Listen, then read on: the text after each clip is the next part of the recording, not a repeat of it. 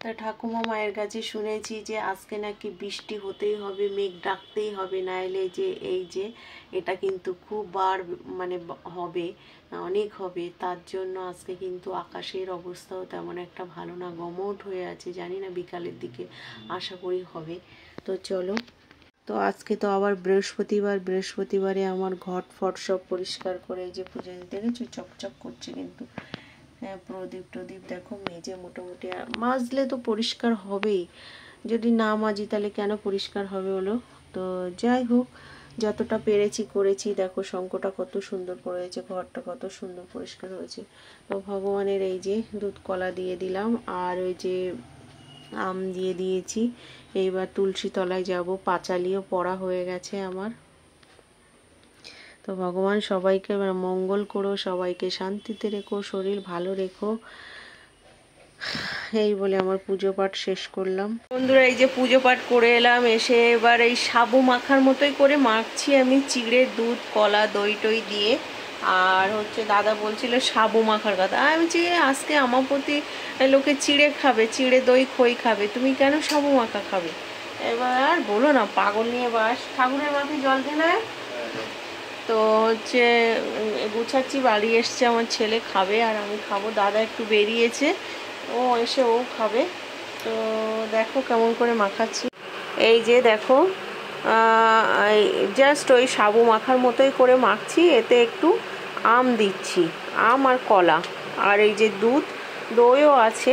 দই আমি খাবো না, কারণ ভালো লাগছে না, টক আমার ভালো লাগে না। তো মিষ্টি মিষ্টি এই যে যারা দই খাবে, ওর ছেলে যদি দই খাবে দই খাবে। আর এই যে মাখা হয়ে গেছে। এই হচ্ছে আজকে আমার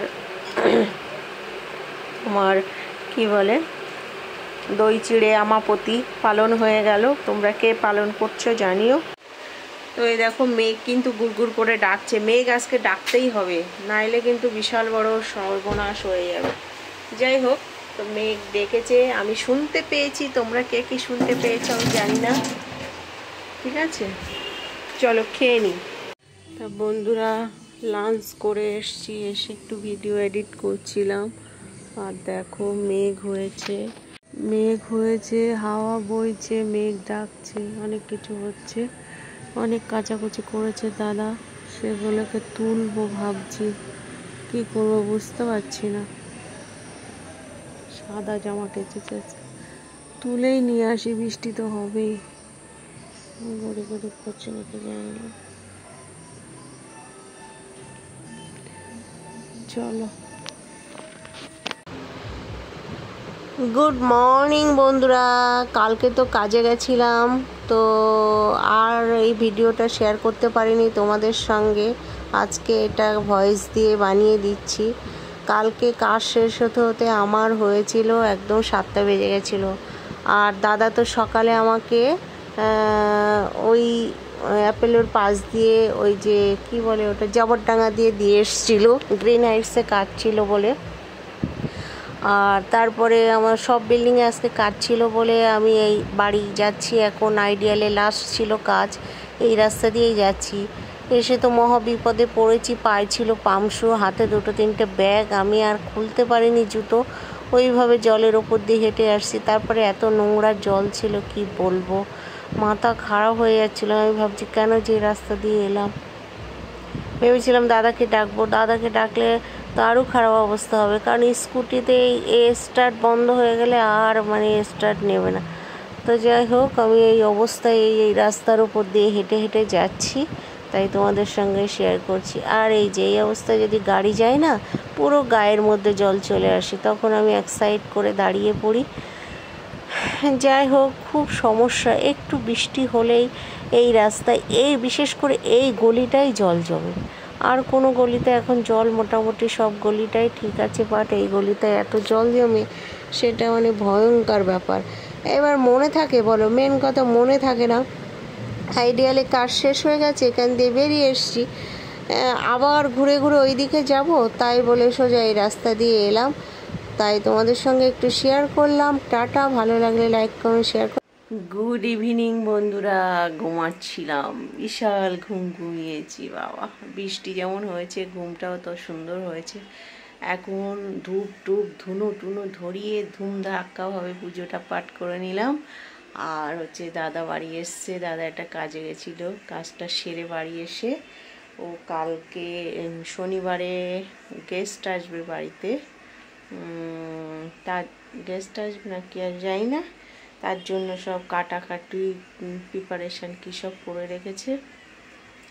এখন হচ্ছে বানাচ্ছি চা, তারপরে হবে রাত্রে রান্না। আজকে তো ওই যে খাওয়া হলো চিড়ে, সেই চিড়ে খাওয়া হলো, দই চিড়া দুধ চিড়া হয়ে গেছে পুজো পাঠ। এখন হচ্ছে খাবো, ঠিক আছে, মানে রান্না করবো, আগে চা খেয়ে নিই তারপর রান্না করব। চা হয়ে গেছে, চাল ওদিকে ভিজিয়ে দিয়েছি, আর দেখো সবজি এইসব রান্না করবে, ঝিঙে দিয়ে মাছের ঝোল। তা দাদা বললো লিকার চা খাবে, তার জন্য একটু লিকার চা বানালাম। দুধ ভাত টাত খাওয়া হয়নি তো ভালো লাগছে না, যাই হোক দুটো বিস্কুট দিয়ে খেয়ে ঝটপট রান্না সেরে ভাত খেয়ে নেবো। লিকার চা করেছি, দাদা বলছে লিকার চা খাবে, লিকার চা করবো। ঝিঙে দিয়ে মাছের ঝোল, কালকে যে মাছ ভেজে রেখেছিলাম সেই মাছ, আর আমের চাটনি। আর ভেন্ডি নিয়ে এসেছিলাম, সে আজ 2 সপ্তাহ হয়ে গেছে। দেখো ভেন্ডিগুলোর অবস্থা এরকমই আছে। এখন ধুলাম, ধুয়ে ওইভাবে রেখেছি, এখন ওর থেকে কেটে বেছে নিতে হবে, যতটা পারবো নেবো, নাইলে ফেলে দেবো। বন্ধুরা আমি কিন্তু সব কেটে কুটে গুছিয়ে রান্না বসিয়ে দিয়েছি। এই হচ্ছে ঝিঙে দিয়ে মাছের ঝোল, মাছগুলোকে আবার সুন্দর করে ভেজে নিয়েছি। আর এই যে দাদা দেখো বেরাচ্ছে, এখন কোথায় যাচ্ছে কে,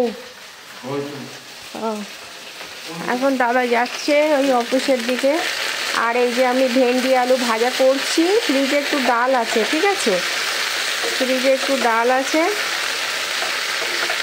আর এই ঝিঙে দিয়ে মাছের ঝোল রাত্রের মেনু। ও আমের চাটনি, এই দেখো আম কিনে নিয়ে এসেছিলো, সেই আম পুরো পেকে গেছে, আর এই ভেন্ডিগুলো না শক্ত হয়ে গেছে, আমি এই ইসের মধ্যে দিয়ে দেবো। আমার ভেন্ডির ঝোল খেতে যে এত ভালো লাগে কি বলবো। এই দেখো জল দিয়ে দেবো, নুন দিয়েছি তো জল বেরিয়ে গেছে, আর এ করবো না, তাহলে নেতিয়ে যাবে ঝিঙে।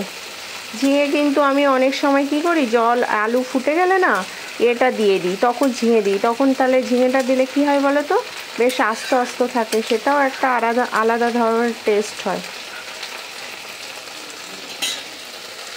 তো হতে থাক এরকম।